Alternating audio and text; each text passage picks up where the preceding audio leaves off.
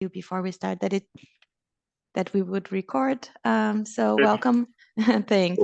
Welcome everybody to our DRI event on the Polish elections, where we will talk about the Polish elections in the online sphere, understanding a little bit about the online debate. I am Beatrice Sab, I'm a digital democracy researcher here at DRI, and I will moderate the event today.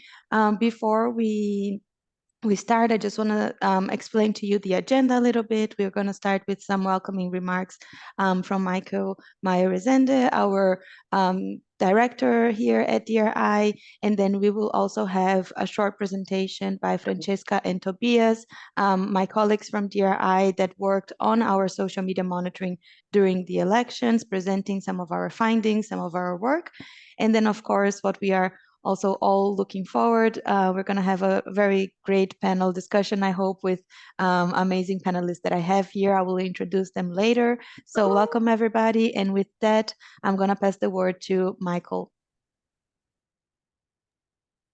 Yeah, good morning, everybody. Welcome to our event. I'm very happy to see you all here. I think I'm quite curious to hear from you what happened online in the online campaigning during the run-up to the Polish elections. In the last days, there have been some interesting reports, I have to say, and one that caught my attention was a statement by Marcin Wolski, who was the head of TVP2, who said that the state TV reported in a way that was reminiscent of the 1970s, the communist regime, that it was a lot of propaganda.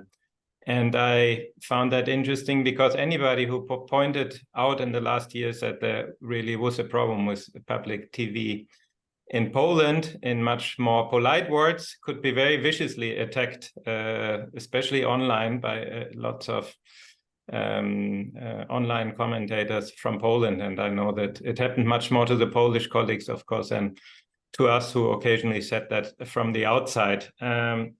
So the online sphere seemed to be really very toxic also, I have to say, the moment you dared to criticize a ruling party. The monitoring of social media in elections for us is a very important element for DRI because election observation is important, generally speaking, to bring transparency to the process, to look at the rules of the game and if they are respected. And of course, we know now that a lot of the public debate and public opinion is formed online, so one cannot ignore the online space when looking at an electoral process. And so as an organization, we have monitored lots of elections already in the EU. We had a major operation to monitor the last German elections, but many others as well in conjunction with partners, be it Spain, Portugal, Croatia, Austria, and many other member states of the EU. And so now we will be happy to hear how it worked in Poland. And we all keep in mind, of course, that in the EU, we have now an emerging regulatory framework, the Digital Services Act, which has started applying. So over time, all this is important also to bring up evidence to whether these regulations are respected, especially by the platforms, of course. With these few remarks, dziękuję bardzo, and I hand back to you, Beatrice, and thank you all for joining us. Thanks, Michael. Thanks for the opening remarks. Yeah, I don't want to take so much of the time, so we can have some more time for the panel discussion. So I will handle directly to my colleagues, Francesca and Tobias, to go ahead and present some of our findings in the work that we did with the social media monitoring. Thank you, Bea, and everyone for being here. Let me just share my screen.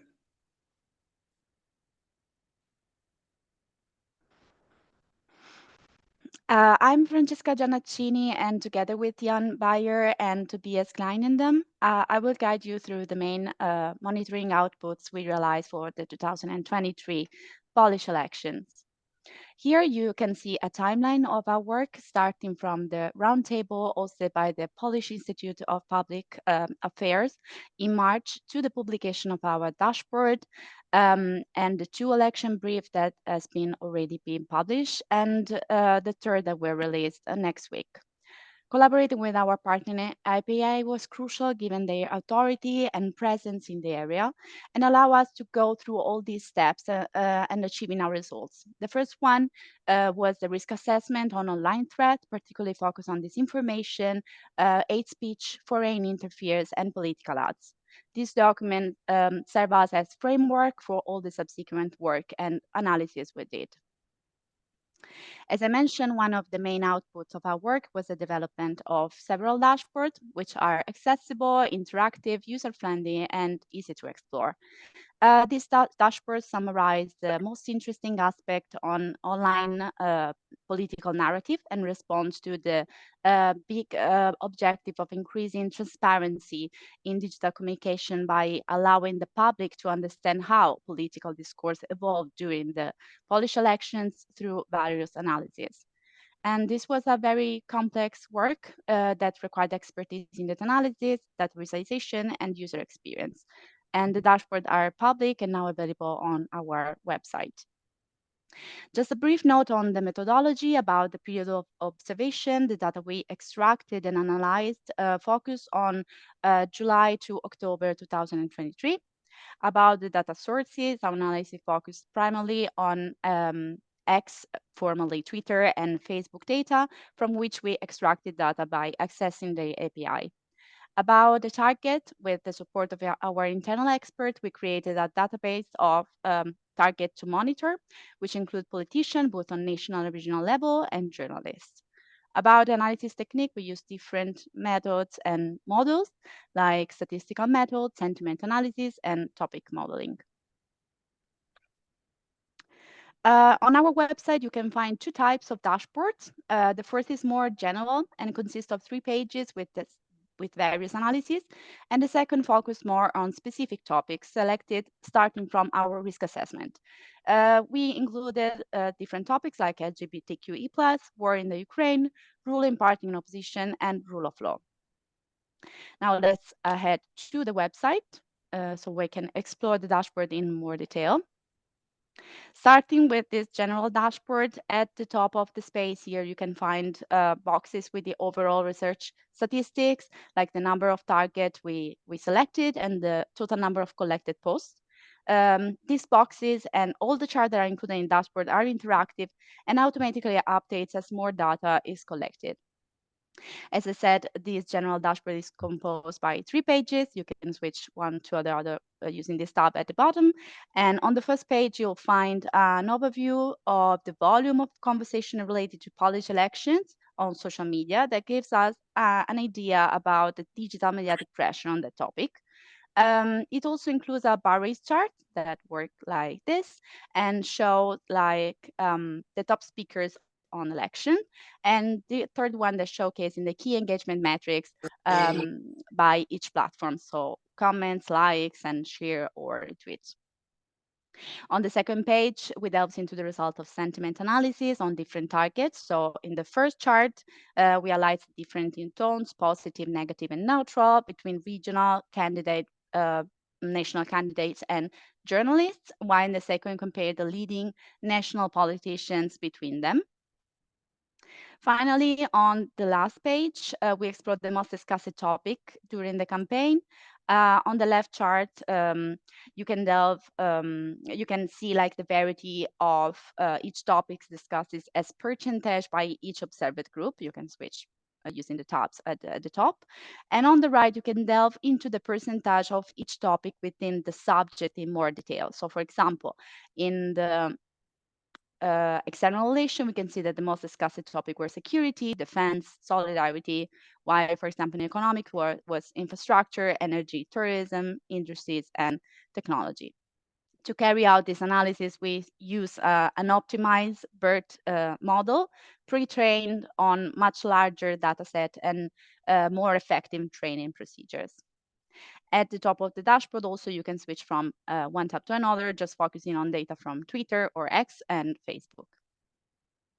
Moving to the other dashboard dedicated to individual topics. On the list on the left, you can switch from a topic to another: LGBTQ, Ukraine, rule of law, ruling party, and oppositions.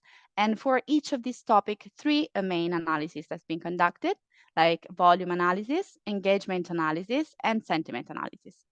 In the first chart, we compare the lines on the total volume of publication, and we can deduce that the most discussed topics during the Polish election was, of course, politics, with highest numbers of mention, especially just in the days before the election days. And the topic of the war in the Ukraine just follows, with a growing volume of online mention throughout the timeline. Regarding the engagement, the chart here allows us to compare user interactions among different targets, again, regional and national politicians and journalists, while on the left, there's a similar comparison for sentiment analysis, which evaluates the tone in which the specific topic was discussed. In most of the cases, we can see a majority of negative tones used by journalists. Also on our website, you can find direct links to other resources, such as our risk assessment, a guide on the rule of law, and online public discourse in Poland election, and of course, our election brief, that 2 of them is already published, and the 3rd is coming on the next week. And my colleague Tobias is going to discuss this in more detail. Thank you for your attention. Yeah, thank you very much, Francesca. So I'm now going to present 2 of the results of our election briefs, as already mentioned.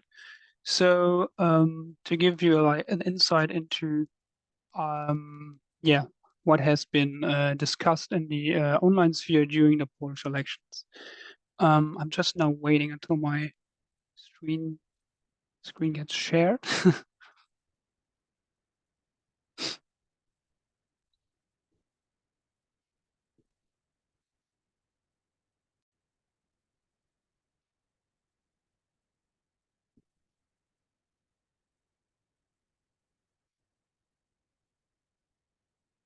Think now you should see it.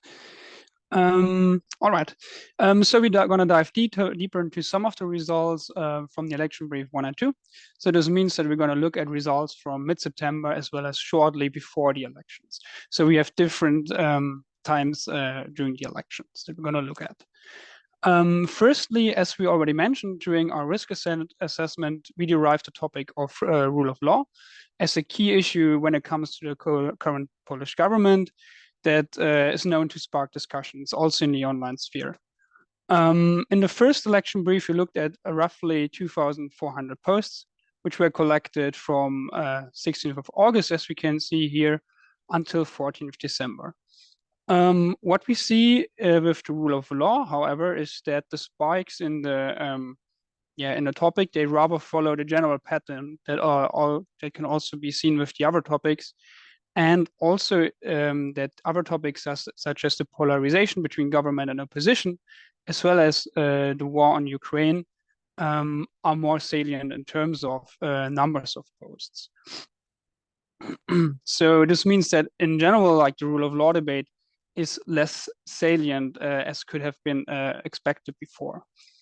However, if we when we dive deeper and we look into sub-data sets that now focuses solely on the rule of law related posts, and we look at how much did different politicians post on the rule of law, we can see that Mateusz Morawiecki, the current prime minister in Poland, still posted the most on the rule of law, followed by Paweł Kukiz, a leader of a populist right-wing party. Then we have Zbigniew Ziobro, the Minister of Justice, Krzysztof Bosak, the head of the far-right Confederation Alliance, and then fourth, there's Donald Tusk, head of the opposition, and lastly, maybe a less known figure, Magdalena Biat of the left-wing Left Together. However, if we look at the average number of reactions that those politicians get on their posts, we can see that the figure looks completely different. Because here now, if we look at the average user engagements, meaning how much likes, replies, comments, retweets get those politicians on their tweets on average, we see that Donald Tusk and Magdalena Biat clearly get the most reactions to their posts. So what we could see already as a first note is that the sheer amount of posts does not translate in reactions to the posts. Now, if we look a bit further into also these differences between politicians who support the government and those supporting the opposition, we can also see a slight difference in the sentiments of the posts, so that the posts that are rule of law related by the government, as we see on the top here in the bar, they have a slightly more negative tone, whereas the opposition, a slightly less negative tone, sorry. And whereas the opposition has a slightly more negative tone than the government, which could show us a trend that pro-governmental voices actually tend to depict the rule of law topic in a more positive light. To show, for example, accomplishments by the government in terms of rule of law, which, as I said earlier, is like a much discussed topic also in the area of the EU, which is still withholding funds. Adding to that, if we look at the nouns that are predominantly used by the government versus those predominantly used by the opposition, we can also see here that there's like a slight trend showing that the government uses government supporting politicians using nouns such as government or polls most often, whereas opposition supporting politicians used words such as court and referendum. And of course, this doesn't show us a clear result, but we can get some trends from this. So, for example, telling that the government, it can indicate us that they focus more on own accomplishments and also tap slightly maybe into nationalism, whereas the opposition figures rather suggest a heightened attention to a referendum that was held on election day and that also raised questions on migration and foreign influence. Then looking further and again using, as already Francesca highlighted also on our dashboard here, topic modeling, we try to find not predefined topics, but with more of sort of a bottom-up approach, finding topics based on words that were used. So what did we find here? We could see that in the rule of law related topics, most of the topics were actually on the visa affair. So the potential bribes for visa system that was mentioned in mid-September. Next to the education and also the Ukrainian grain debate.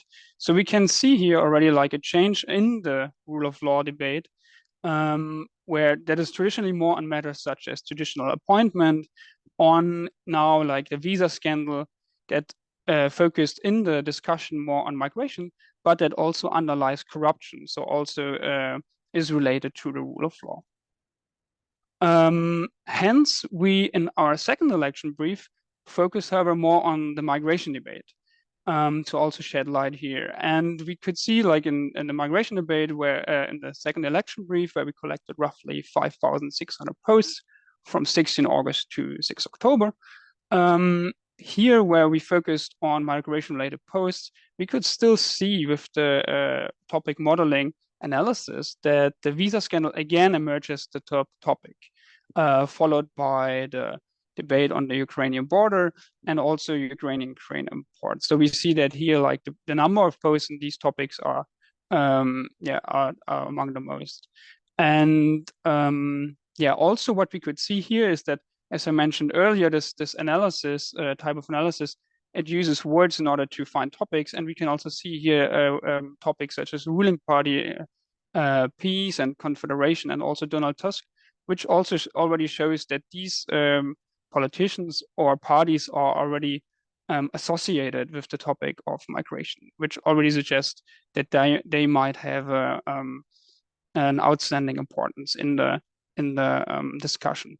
Hence, we looked lastly on who tried to lead in the migration debate based on the number of posts they sent out. And here we could clearly see that Krzysztof Bosak, as well as Sławomir Mencen from Confederation, tried to lead the discussion by sending out a lot of posts on the topic, which indicates a strategy to highlight migration, because they clearly outnumber posts from other politicians such as Mateusz Morawiecki or Adam Slapka, who are more like from the Agro-Unia. Yeah, and this is it from me. Thank you very much. You can ask your questions if you have any at the end. And yeah, I'm now going to hand over back to Beatrice. Thank you very much. Thank you, Tobias and Francesca, for the great presentation and for sharing a little bit of our work. I'm just gonna wait 1 second until we can have the panelists back here. So the screen is not shared. Thank you. As I said, we wanted to present a little bit some of the findings and the insights that we've got with our social media monitoring. I think just before we start the panel, it's important that I say that this work is under a project called Access Democracy, funded by the Mercato Foundation. So that's why we are able to do this project. And now it's time to finally open the discussion here with the panelists. I want to talk to them about the Polish election, specifically in the digital sphere. As we saw in the presentation, we've been monitoring the elections, and I think some of the insights also helps us understand the topics that were discussed and maybe even the results that we just observed last Sunday. So before I open the discussion, I'm going to quickly introduce who I have here in the room with me. Apologies in advance if I don't pronounce your name completely correct. I will do my best, I promise.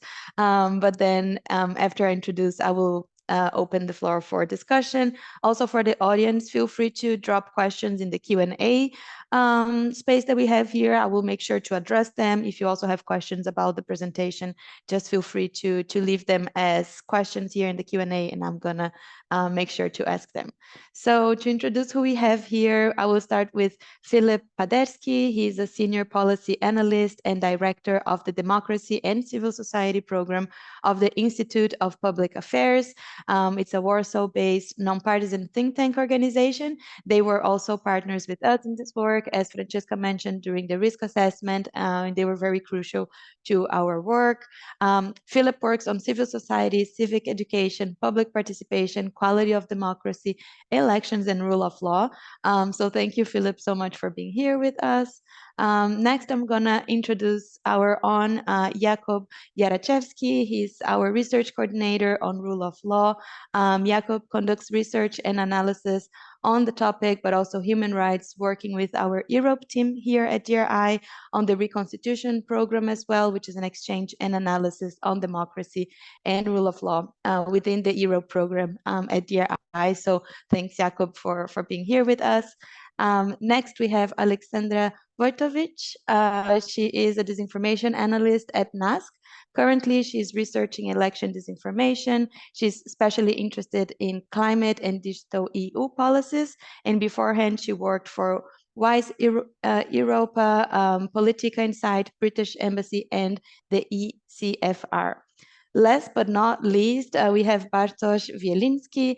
Bartosz is since 1998 working as a journalist for the Gazeta Wyborcza. Apologies if I'm pronouncing that not correct, but from 2005 to 2009, he was a correspondent in Berlin, and since 2019 has been deputy editor-in-chief. He reports on German history and current affairs in Germany, but he also regularly writes op-eds on Polish and European foreign policy. So you can see I have a very great panelist here with me, very interesting and diverse, and I'm so happy that I can talk to you all and also learn from all of you and from your expertise.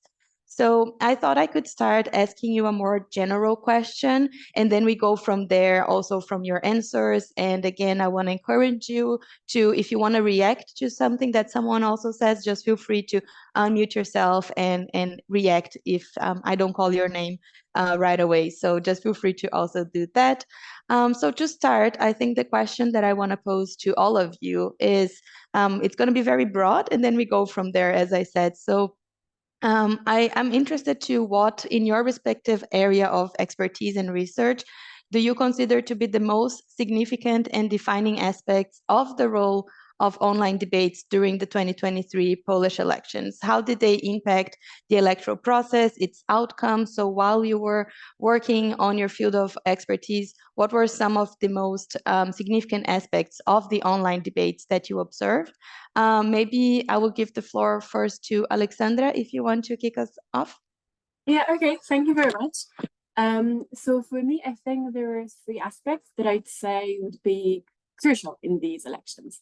So first, we have to imagine the amount of the online debate about the very topic. So in our research, we have found out in NASC that basically during even the first month of the elections, there were almost 515 million reach on the social media alone of the topic of the elections. By the end of the campaign, during the whole period of the election campaign, so starting on 8th of August till 15th of October, it was 2.14 billion. So these are huge numbers. So what I want to emphasize here is that we have never seen such a meta debate about the election. So not only we had all of these topics that you have mentioned, so Ukraine, migration, and so on, because they were the defining topics of the debate. But apart from that, we had this meta debate about the elections themselves. So that was significant. That was significant also in my area of expertise, that is disinformation, but not only. And I think what is actually crucial is that because of that, we are seeing how the online world that we were discussing is influencing the offline world. So the turnout in Polish elections, it was almost 75%, which was the highest turnout ever in Poland. Even the expectations that we had, Political Insight were expecting 65%, which is still high, but not as high as it turned out to be. So my point is that this was the defining thing. Then another thing that I have seen in online debate from all of the political parties that I say, again, is crucial to these elections, is crucial to the turnout, but is crucial also then to some disinformation narrative that appeared from all of the political parties. And that would be fear. I'd say most of the political parties, they worked on fear. We have seen that from Law and Justice, of course. They were talking a lot about dangerous migrants. We could have seen that in the referendum questions and so on.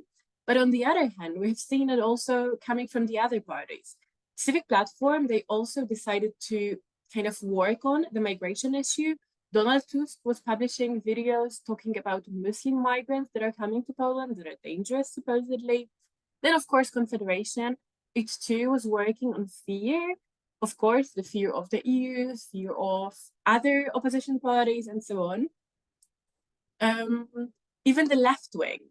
And in general, opposition was also using the fear of Law and Justice. So I'd say if we were to assess this one emotion that was omnipresent, but also had good outcomes, that is the turnout of the election, I'd say that was fear. So I think, you know, this general interest in the elections and fear were two things that I have observed that I think are quite important and have both good outcomes, but also, you know, also the worst ones.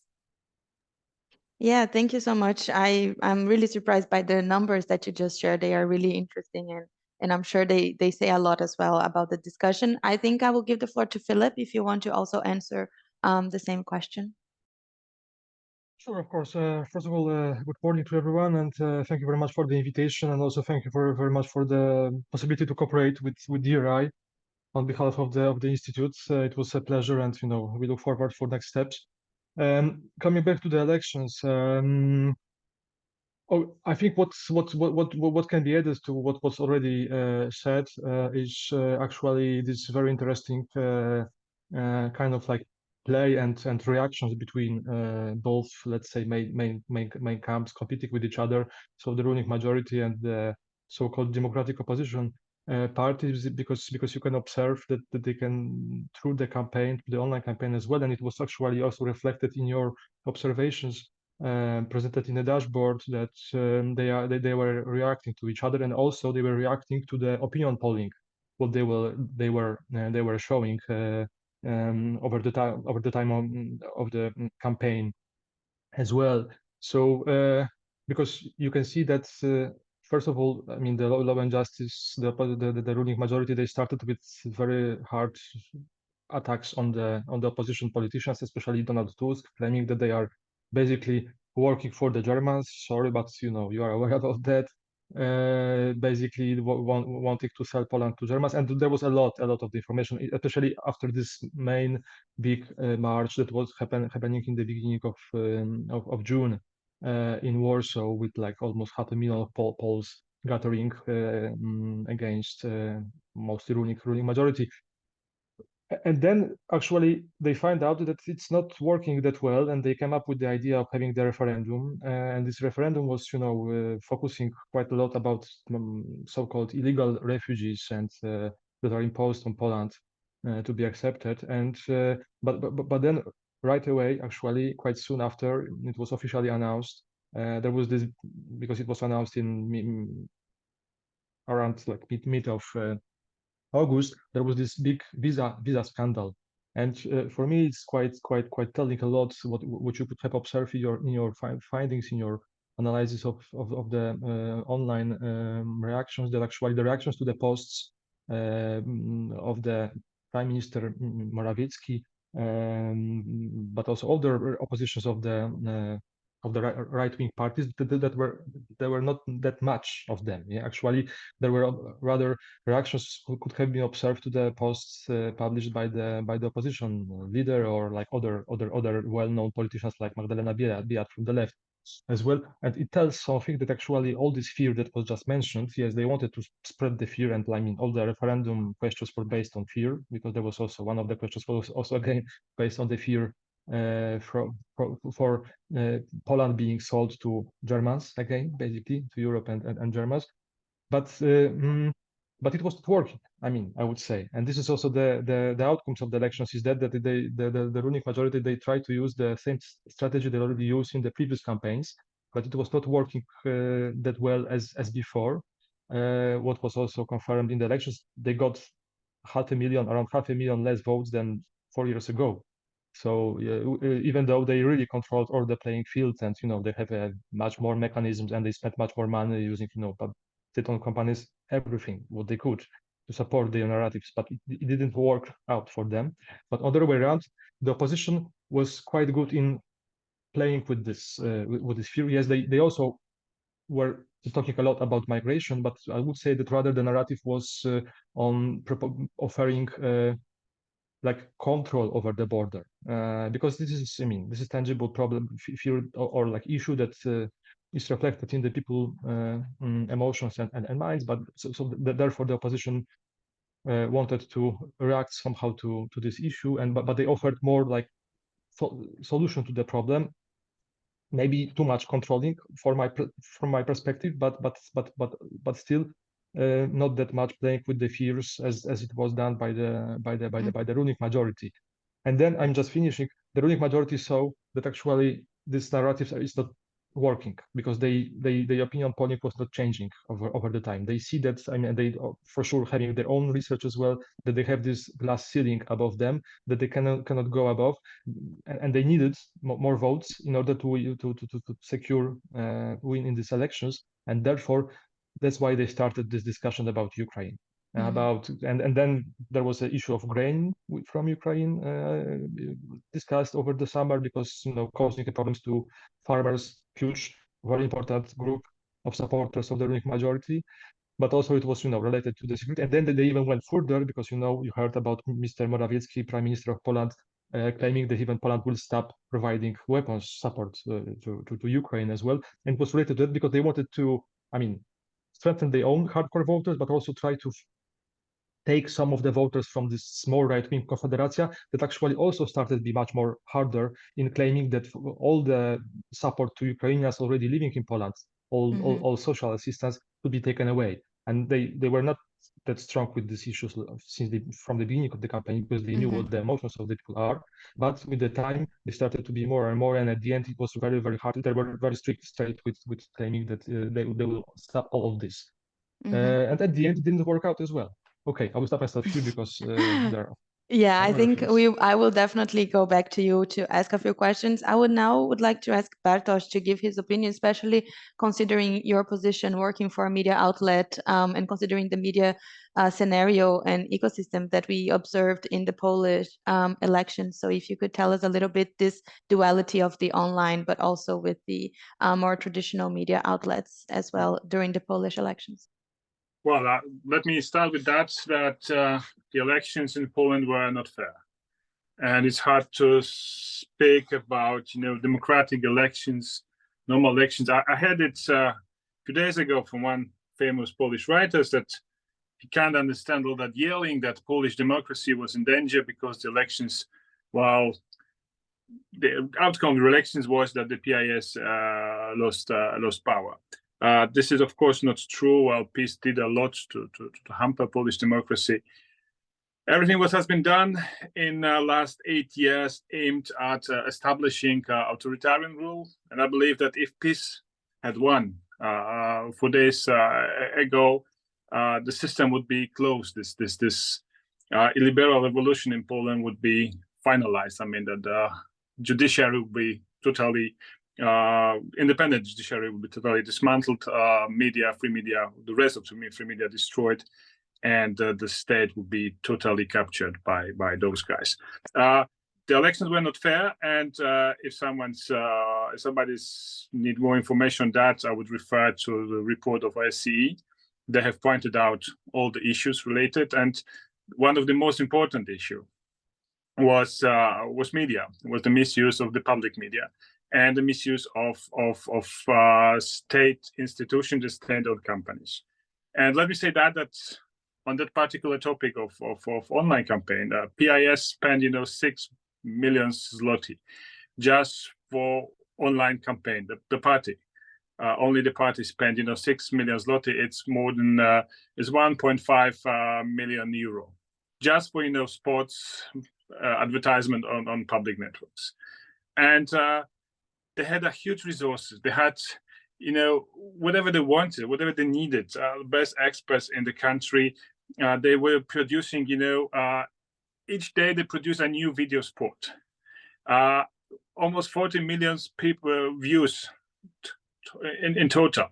So that means that each citizen of this country viewed at least once one PIS internet spot. And it didn't work. They have lost.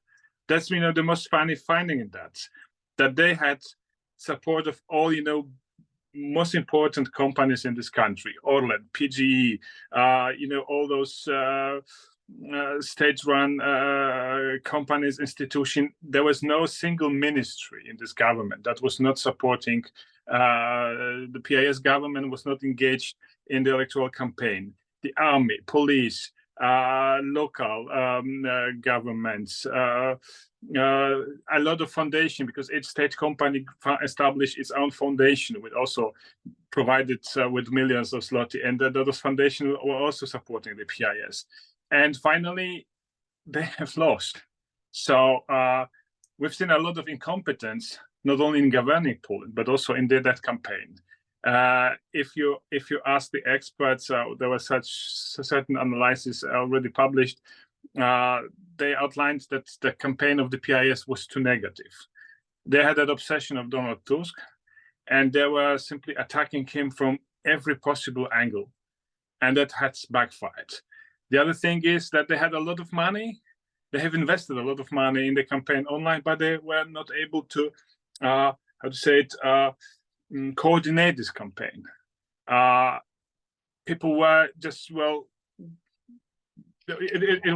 it was too chaotic, it was too uncoordinated, and there was also lack of of will to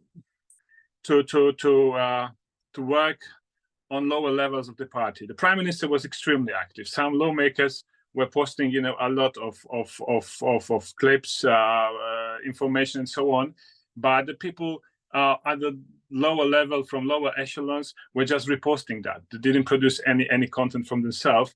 One interesting fact is that if you type on Google the words electoral program of the PIS party, you didn't get the electoral program of the PS party. You got the pages prepared by the opposition that was mocking the program of the PS party. So they have ignored the CEO aspect of all that.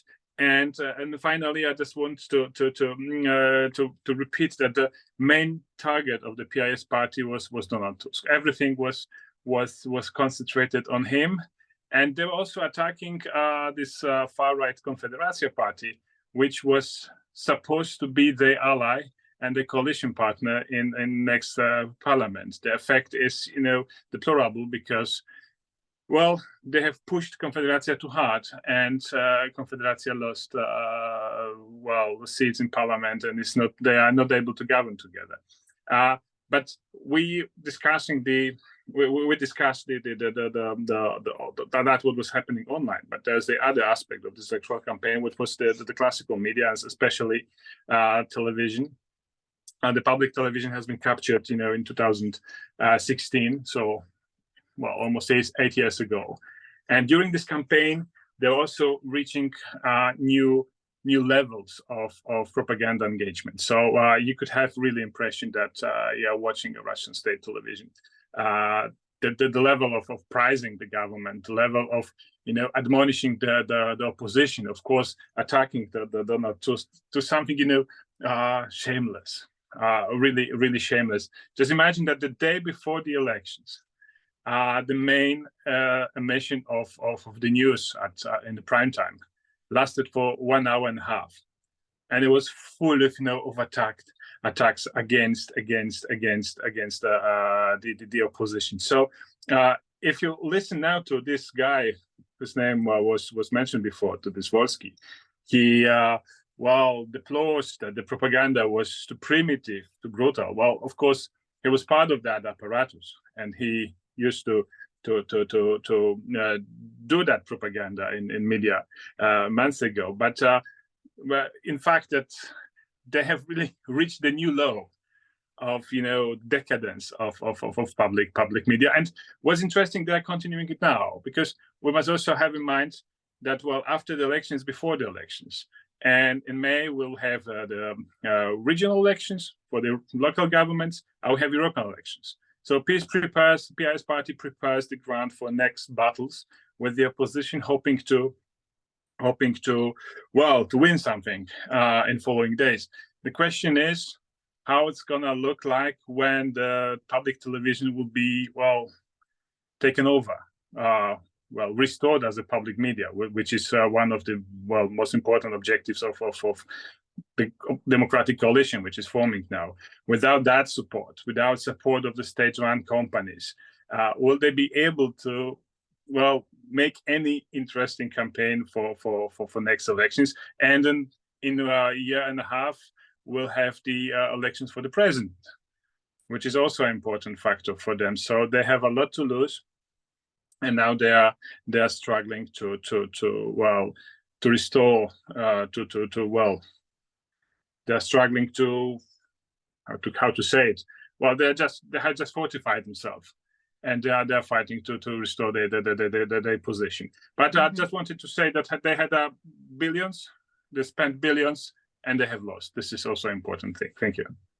Yeah, thank you so much, Bartosz. That was really, really interesting to hear. And I will now give the floor to Jakub as well, to either, if you want to react to some of the comments that were already made, but also give your perspective on the defining aspects of the online debate as well during the elections.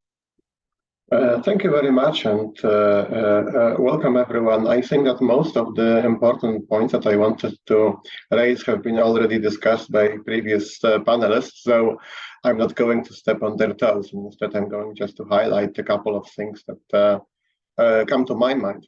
So the first thing is that, looking from the perspective of having witnessed several Polish elections, both parliamentary, presidential, local, and to the European Parliament, this was by far the most vicious and aggressive campaign that I have witnessed. The amount of negativity, the amount of personal attacks, the amount of flat out, not through statements, not just manipulating something or just presenting your view on this, but flat out lying about about things that's been happening have been very high, and you could feel easily that this is a very charged election, and the ruling camp has a lot of to lose, and the opposition has a lot of to gain, and so the stakes are very high. The polarization issue was mentioned already, and the fact that personal attacks were a significant part of this. So maybe one thing which I'd like to highlight is that there was incidental, fortunately, and a single instance of using deepfake videos, unfortunately from the Civic Coalition, which was very worrying and was met with widespread criticism. Also from people, experts, journalists friendly to the Civic Coalition, that using deepfakes is not the way to go, and you should avoid this. So this was fortunately not a widespread phenomenon. It was only incidental, but I think it's important to mention. And also mentioned earlier, but definitely a very important factor in this election was the abuse of state-owned assets by the ruling camp. Not only the state-owned public media, but also the state-owned energy company Orlen, which not only had its own social media and its own means of influencing the election, for example, by artificially lowering the prices of fuel in Poland and presenting this as an achievement of the government. But also Orlen a while back purchased a media holding company, Polska Press, from its German owners, and now Polska Press is controlled by Orlen. And Polska Press also has been extremely actively attacking the opposition, supporting the government through its media outlets and through the social media channels it uses. So we've witnessed also an unprecedented abuse of state-owned assets in this election. And one final thing from more of a rule of law perspective is that Poland has a system of fast-tracking court cases during election campaign, where you can put somebody before a court over untrue statements or misinformation or slander and libel. But in the current situation, these cases are heard by the Supreme Court of Poland and by the chamber of the Supreme Court, which is not fully independent, and includes judges who have been appointed from a recommendation of the National Council of Judiciary, which has been politically captured and compromised. So this layer of oversight over the election campaign, which usually could be relied on having an independent, impartial Supreme Court looking over it, has been weakened. This court is now a problematic one. I wouldn't say it's fully captured or politically controlled. The situation at the Polish Supreme Court is not as bad as it is with the Constitutional Tribunal, but still it is extremely worrying that, let's say, the system of oversight has also been weakened, and the kind of legal recourse which everyone should have access to during the campaign in case of somebody saying during the campaign untrue statements or attacking them personally, this has been weakened as well. And I don't want to steal any more time from our other panelists, so I guess I will stop here. Thank you. Thanks, Jakob. Yeah, I see that we have the also question in the chat, which is very interesting. And I'm going to kind of give also Alexandra the chance to maybe answer, speaking to the question. I'm just going to read it out loud to everybody. The question came from Peter Patterson. Thank you for sending a question. He asked, why do you guys think did using fear not work this time for the ruling party? And I'm just going to use my privilege of moderator and add something to this question, also to Alexandra, that I'm very curious about. Not only why did not using fear maybe didn't work, but you also talked about the amount of volume of debate on the elections itself. What was the discussion? What were the narratives found there? Was it about this fear? Was it about the fairness of elections? What were some of these narratives that you found? And if there were any disinformation, of course. Okay, thank you very much. So first, to answer the question asked by the public. So I am not sure whether we can say that it really didn't work. It surely didn't work up to the point that PiS expected it to work. But nonetheless, we have to imagine that still 7.5 million people still voted for that narrative. So that's one point. I mean, like, it surely wasn't as effective as it was before. But the fact that now it is rather the opposition that can form the government is not, in my opinion at least, enough to say that these narratives didn't work. especially that, again, I want to highlight the fact that different kinds of fear were used in the election campaign. And one was the fear created by law and justice, of course, but there were other ones that I have emphasized before. And I think in general, if I were to have like a hot take on the topic, I think that the fear was exactly what worked in the election campaign. So that was the first thing. Then in regards to the narratives that we have monitored, I think I will solely talk about the ones that are directly talking about the elections. So not Ukraine, not migrants, not inflation, which we all know were omnipresent, but generally the narratives about the elections. So of course, as was mentioned before, one of the narratives that we have seen was that the elections are going to be free, but not fair. So I want to first emphasize that that still means that the elections are democratic and that the election result is binding. So the process eventually worked, as we all know. But in regards to the very narrative, I think in general, saying that the elections are going to be free but not fair was one of the most popular narratives when it comes to the opposition parties, especially Civic Platform. I think that the left wing was not using that phrasing that much. Maybe some of the analysts mentioned it, but it was not like, their message. So first, to emphasize, it is not a new term. So basically, we're using this phrase quite often in regards to different elections like Hungary, Turkey, but also elections. But for me, what is a problem is that mostly this term is being used to describe elections like Venezuela, Belarus, Russia, and so on. So in that regard, I'm thinking that maybe we should look for another term to describe countries like Poland or Hungary. Maybe media capture would be better. But apart from that, to come to the narratives. So yeah, that was one narrative. And I think, again, it was omnipresent. People were using different arguments to describe this. And on this basis, two different phenomena arise. So first one was this huge mobilization. So I'd say quite a lot of voters, they thought that the elections, that they cannot trust in the election process. And in general, quite a lot of surveys in Poland proved that the public trust was very low. So in general, I'd say that was one of the reasons that led to this huge mobilization and a almost 75% turn. So that is one thing. Then on the other hand, this narrative, we can assume that also led to, maybe not led to, but it was used as a basis for some narratives that were disinformative. So basically, of course, they were not omnipresent in Poland, but we have observed them, especially at the very day of the elections.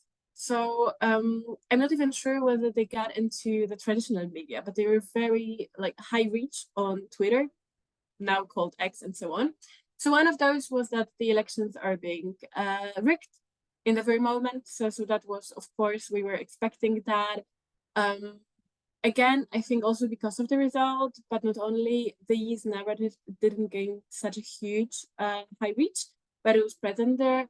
There were narratives also in the day of the elections saying that law and justice now is imposing a martial law.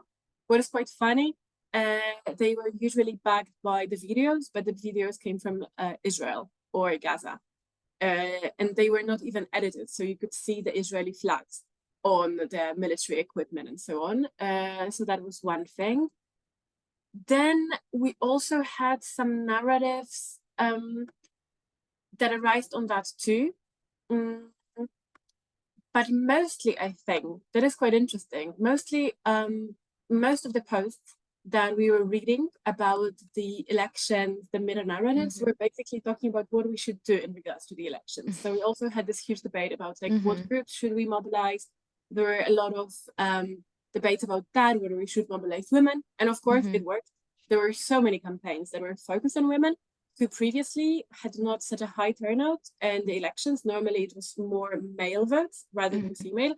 And this election, this tendency has changed. So that was one. On the other hand, Law and Justice was, of course, discussing about how to get the senior electorate more present, more active. So each parties were trying to get into their electorate. Then we had this focus on women. which I find very interesting. And that's really a story of success about how a mobilization campaign can work and what effect it can have. And last but not least, we also had this huge debate about, because again, so building up on this free but not fair narrative, there was a lot of debate about what to do to kind of, trick the system. So we had a debate about tactical voting. We had a huge debate about the election tourism. So how to change the place in which you're going to vote in order for the vote to have a stronger impact on the election. So these were the things that we have seen. And and last thing that I want to say is, of course, we did face quite a lot of disinformation, but the narratives, I'd say, were built up on the general narratives that were not disinformative, and they were solely focused on social media, and mostly they appeared just before the elections and during the election day.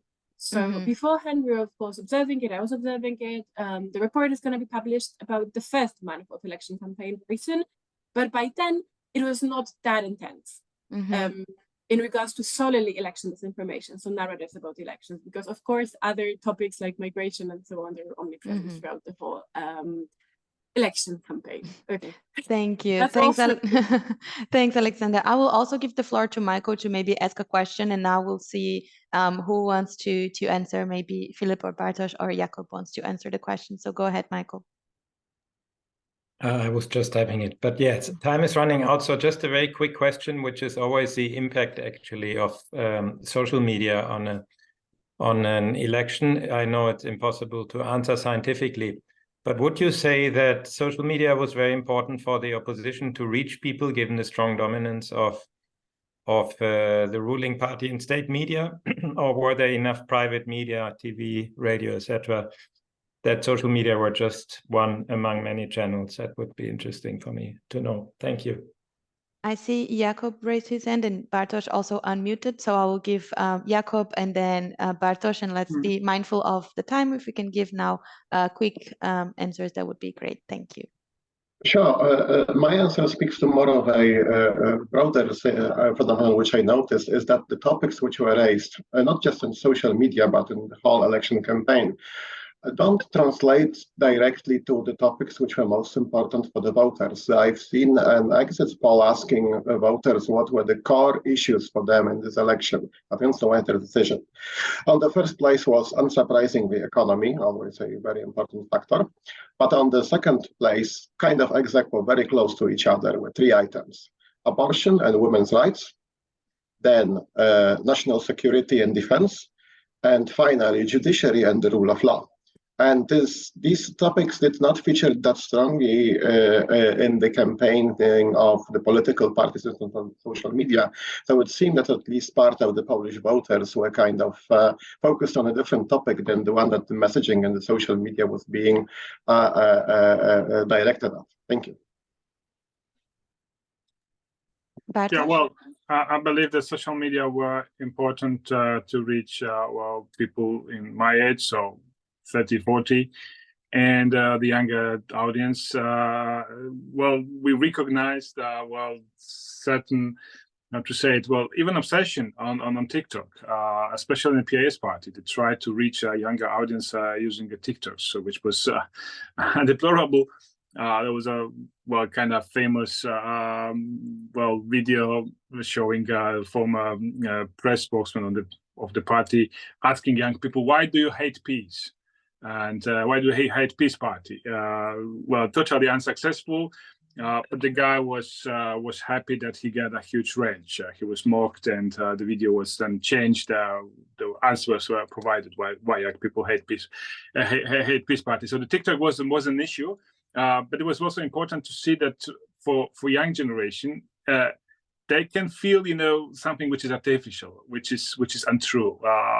The hypocrisy, that's something they could point out easily. But of course, for the elder generation, which was more important for the PS party, because this core of the electorate, the traditional media were more important, especially television. I don't have any current data, but before the election 2020, before the presidential election. There was some research done and showed that 47% of Polish citizens, for them, the main source of information is the public television, also the state of the party television, and they also, that's why they have misused it in such a massive way. So that's my answer. Thank you. Thanks, Bartosz. And Philip, you also raised your hand if you want to give some quick final remarks. Yes, thank you. Yeah, because I see the clock. But I think it is very important to be said here, to be told here. So I mean, you have to remember it was mentioned, but just to also to strengthen this voice. The two social groups that actually helped the opposition to win these elections are women and young people that really that appeared at the ballot boxes in the large numbers, much larger than before. And in respect to these groups, they were like very broadly publicized, also using quite a lot of social media, voters turnout campaigns, prepared mostly by the civil society and financed from different sources, including the business that got engaged in that. But it was the civil society engaging these two groups, using social media in many different ways, working with the communication agencies to help them to prepare it properly, as well as a proper campaign. It is very, very important. On the other way around, also what was important for me, I think, also last point really, is the fact that there was a referendum. There was a referendum campaign, and according to Polish law, in the referendum campaign, all interested entities working on the issues that are concerned in the referendum can get engaged in the campaign, including civil society organizations, and they can get right to the free airtime in the public broadcasters. And many civil society organizations use this opportunity to inform people about their attitudes towards this actually so-called pseudo-referendum, I would call it, because it was not a real referendum. It was part of the propaganda of the government. That's true, and possibility to use more public funds to campaign, and they reach out to people with their messages thanks to this possibility, and it also contributed to the final result. Thank you very much. Thank you all so much. I see we are running out of time. We are already 2 minutes past, but I didn't want to stop the conversation in the middle. Thank you also for who sent the question on the Q&A. I saw that Alexandra answered.